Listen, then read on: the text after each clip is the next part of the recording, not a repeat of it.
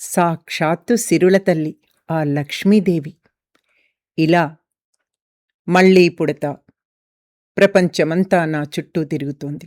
నేనెవరికి చేదు, నాకీ లోకం దాసోహం. నేనుంటే చాలు విర్రవీగుతారు జనం.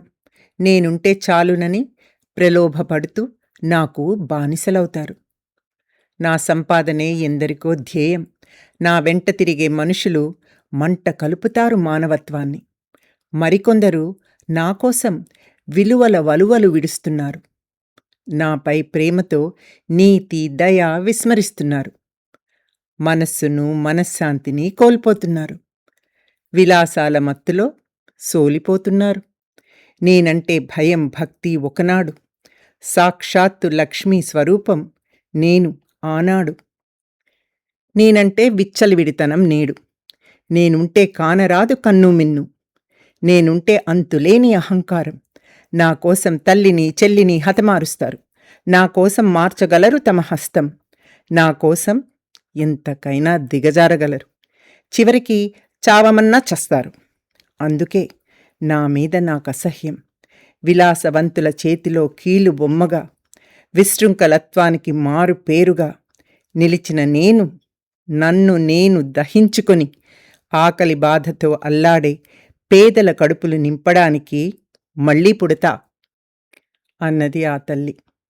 సకల దేవతా స్వరూపమైన వరాల తల్లి గోమాత ఏమంటుందో చూద్దాం.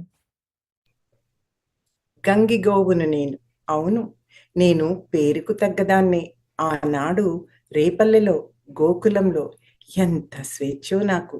మీకు తెలిసినా నందగోపయ్యని మించి చిన్ని కన్నయ్య, బలరామయ్య, గోపబాలురు ఎంత గారంగా చూసేవారో నన్ను. అప్పటి నుంచి, ఆ యుగం నుండి నేను పూజనీయురాలినే. కాలం మారింది, కానీ నేను మారలేదే. మరి కృష్ణయ్యని పూజించే ఓ మనిషి, నీవెందుకు మారావు? నా పాలు ఆహారంగా తీసుకొని ఊరుకోవుగా. నన్నే నీ ఆహారంగా చేసుకున్నావు. పుట్టినప్పటి నుంచి మీతోనే నా బతుకు, అవునా? చెంగనాలు వేసి మీ కంటికి ఇంపుగా తిరుగుతాను కదా. కాస్త పెద్ద చూడి కట్టి మీ ఇల్లు వాకిలి పాలతో నింపుతాను కాదా.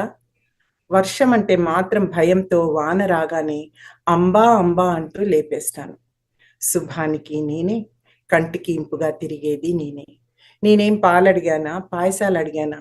గుప్పెడంత గడ్డి కుండతో కుడితే అంతేగా.